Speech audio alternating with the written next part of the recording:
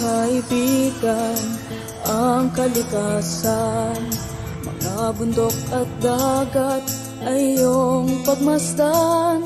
Pawang paninira ang iyong makikita at pagyurak sa kanilang ganda.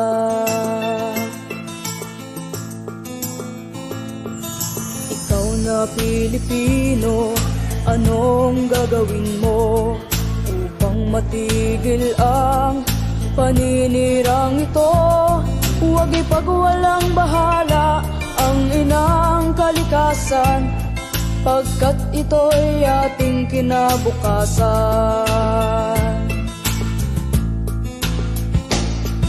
Gumising ka kaibigan at iyong ipaglaban karapatan ng inang kalikasan. Pigilan ang mga ganit na hayagang gumagahasa sa kabundukan.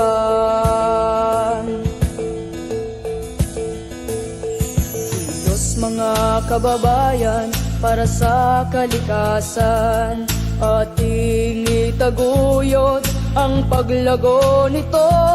Huwag lasunin ang lupa, ang ilog at dagat, at ang hangin